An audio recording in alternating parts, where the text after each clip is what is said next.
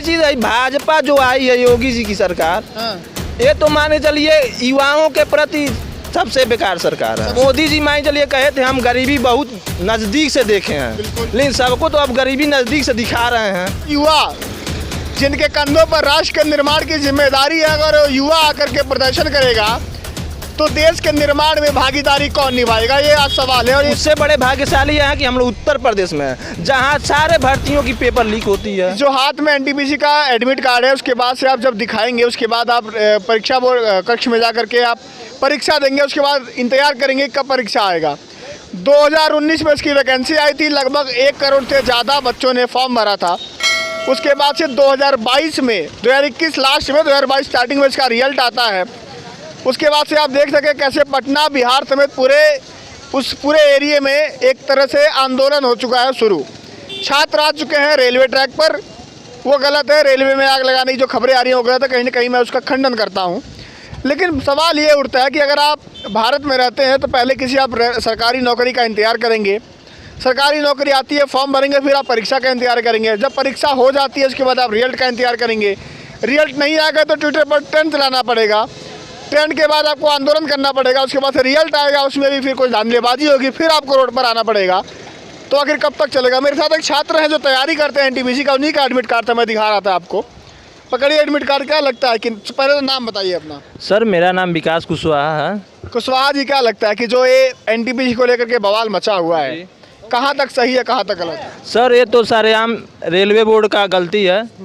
और जहाँ तक मेरी राय है सर, मैं ऐसे एक देश गणतंत्र देश में रहता हूँ जहाँ हमारे नेता लोग जो हमारी कानून व्यवस्था है, जो इसके सर्वोपरि हैं, उनके लिए यदि अपना पद का काम है, यदि चुनाव कराना है तो उसके लिए एक डेट फिक्स की जाती है और निर्वाचन आयोग आचार संहिता लगा देती है कि इस समय मतदान होगा, इस डेट को मतगणना होगी और इस डेट को सीएम या पीएम की शपथ ग्रहण होगी। लेकिन हम युवाओं के लिए क्या डेट है? वैकेंसी के लिए पहले नोटिफिकेशन आता है, उसके बाद से सर उसके लिए फॉर्म भरने की डेट आता है, इंतज़ार करते करते उसके बाद हम लोग फॉर्म डालते हैं। उसके बाद से सर प्रक्रिया इतनी लंबी हो जाती है, उसके लिए सर ये लोग परीक्षा कराते हैं 1 साल बाद। परीक्षा कराने के बाद 1 साल बाद इसका रिजल्ट आउट करते हैं, वो भी ट्विटर पे ट्रेंड करने के बाद। यह कैसा देश है? यह लोकतंत्र है? अपना काम तो सब सही है। और जो युवा का मतलब होता है सर देश का भविष्य। किसी भी राष्ट्र का निर्माण जो होता है युवाओं से होता है, और युवा के साथ हमारी सरकार ने ये क्या कर रही है बताइए। जितनी सारी घटनाएं घटी है पटना में, आरा में या इलाहाबाद में, जो हॉस्टल में जाकर के पुलिस ने डंडे मारे हैं युवाओं को, क्या लगता है कि उनके माता पिता पर कैसा वो क्या जो तस्वीरें देखते होंगे तो क्या गुजरता होगा उनको? सर ये तो बहुत गलत है। कोई भी युवा यदि अपने घर को छोड़ के झोपड़ी मान लीजिए किराए पे रहता है, वह किस तरह से अपना सब मेंटेन करता है, वह जो रहा होगा वही जानेगा। जो मान लीजिए सर ये हमारी पुलिस प्रशासन है, वो भी एक दिन छात्र रही होगी, उनको तो कम से कम सोचना चाहिए कि जो हमारे छात्र हैं स्टूडेंटों पे लाठी चार्ज न करें। युवा वैसे नहीं रोड पे उतरता है, उसके अंदर की पहले जानिए वो क्यों रोड पे उतरा है, उसके दर्द को समझिए, तब आप जानेंगे कि युवा क्या है। उस दर्द को, उनके दर्द को सरकार समझ रही है? वर्तमान सरकार समझती तो मान लीजिए 2016 में यूपीएसआई की भर्ती इस समय फाइनल हुई है, 5 साल में 16-5-22 क्या सरकारें समझ रही हैं? और हम लोग इतने भाग्यशाली हैं कि हम लोग भारत में हैं, उससे बड़े भाग्यशाली हैं कि हम लोग उत्तर प्रदेश में हैं, जहाँ सारे भर्तियों की पेपर लीक होती है। पेपर लीक हो जाता है? लीक होता है, छात्र परेशान होते हैं। तो उसके बाद कहा यह गया था कि ऐसे पेपर लीक होता है सरकार पकड़ लेती है उनको। क्या पकड़ती है? 2 लोगों को पकड़ेगी फिर अगला एग्जाम, वही हाल है। तो सरकार की नाकामियां हैं, सरकार सुधार करे सिस्टम को।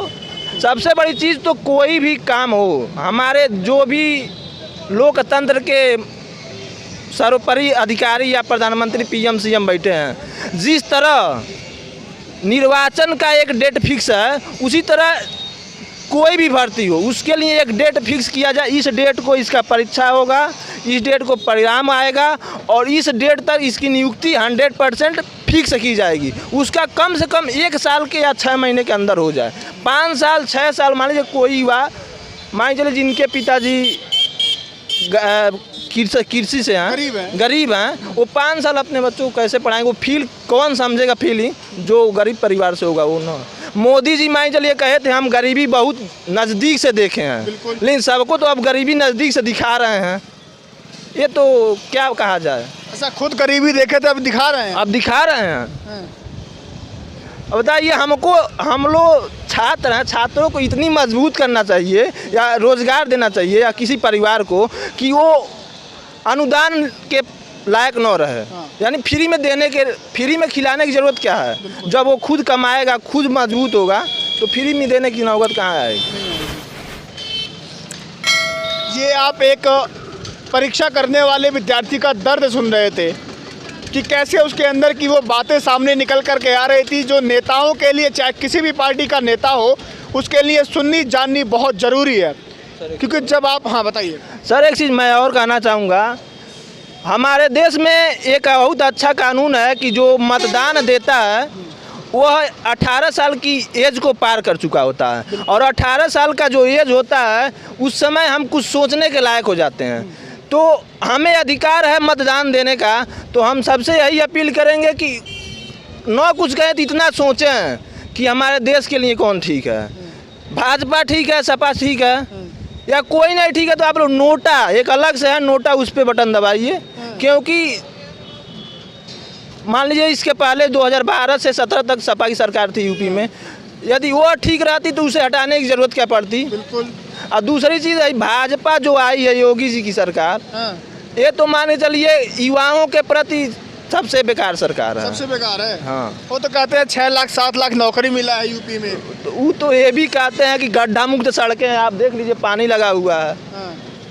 आज सड़क बनती, बहुत जगह मैं जाता हूँ कहीं, हाँ। तो ये इस जनवरी में, दिसंबर में सड़कें बनेंगी। मान लीजिए काम होगा तो सड़क कितने दिन चलेगी? जिसका काम होता है मई जून में बनने का, हाँ। तो सड़क जब ठंड के समय में बनेगी कैसा बन रहेगा? क्या लगता है कि चुनाव आया इसलिए बन रही है सड़कें? तो कुछ तो सड़कें मान लीजिए चुनाव आया तो दिखाने के लिए बन रही है, कुछ का मान लीजिए टेंडर जारी हुआ है, उसका डेट ओवर हो रहा है तो बनवा रहे हैं लोग। बनवा रहे हैं। जी, छात्रों से कुछ कैमरे पर अपील करना चाहेंगे आप?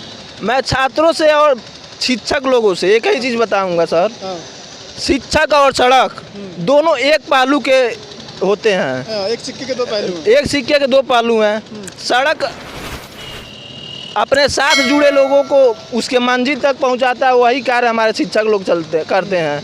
और शिक्षक के साथ कोई FIR हो रहा है, जैसे हमारे पटना में कई, खान सर की बात कर रहे हैं हम जो भी खान सर हैं, कई लोग सर हैं, हाँ। और उनके FIR हुआ है उसको वापस लिया जाए। हाँ। तो सर जो हमारे देश में मान लीजिए प्रधानमंत्री जी हैं, राष्ट्रपति जी, वो भी शिक्षक से ही पढ़ के आते हैं। यानी जो देश का गुरु को भगवान से ऊपर का दर्जा दिया गया दर्जा है। दिया जाता है, तो उनको FIR करना या उनको बदसलूकी करना है, कानून का उल्लंघन हम मानेंगे। कानूनी उल्लंघन कर रही है सर। कहना यही चाहते थे कि अगर एक देश में एक निर्वाचन, मतलब चुनाव आयोग एक डेट फिक्स करता है कि इतने चरणों में किसी भी राज्य में या देश में चुनाव होगा, उसके बाद से इतने दिन की बाद गिनती होगी, इतने बाद परिणाम आएगा, सब कुछ क्राइटेरिया अगर वहाँ फिक्स हो सकता है, तो अगर किसी भी फील्ड में अगर वैकेंसी, गवर्नमेंट वैकेंसी अगर आती है, तो उसका भी एक तारीख होना चाहिए, उसका भी एक संविधान होना चाहिए, एक रूल रेगुलेशन होना चाहिए कि इस तारीख को नोटिफिकेशन आएगा, इस तारीख तक फॉर्म भरे जाएंगे, इस तारीख को रिजल्ट आएगा, और इस तारीख तक नियुक्ति पत्र दे करके चुने हुए अभ्यर्थियों को वहाँ पर नौकरी दे दी जाएगी। इतना ये 3 साल 4 साल का लंबा ये प्रोसेस, और ट्विटर पर ट्रेंड, लाठियाँ खाना या रोड पर उतरने वाला सारा प्रोसेस हटाना चाहिए। क्योंकि भारत एक युवाओं का देश है, जहाँ पर लगभग 65% से ज़्यादा 35 साल के युवा निवास करते हैं। लेकिन अगर वो युवा जिनके कंधों पर राष्ट्र के निर्माण की जिम्मेदारी है, अगर वो युवा आकर के प्रदर्शन करेगा, तो देश के निर्माण में भागीदारी कौन निभाएगा? ये आज सवाल है, और ये सवाल पर जवाब देना सबकी जिम्मेदारी भी बनती है। तो अभी के लिए यही, लेकिन जो युवा का दर्द था मैंने आपको सुनाया। वीडियो को शेयर कीजिए, क्योंकि ये दर्द, ये जो बातें हैं बहुत दूर तक जानी चाहिए। कहीं ना कहीं उन नेताओं को हिट करनी चाहिए, सुननी चाहिए कि आखिर इस समय भारत का युवा क्या चाहता है। अभी के लिए नमस्कार।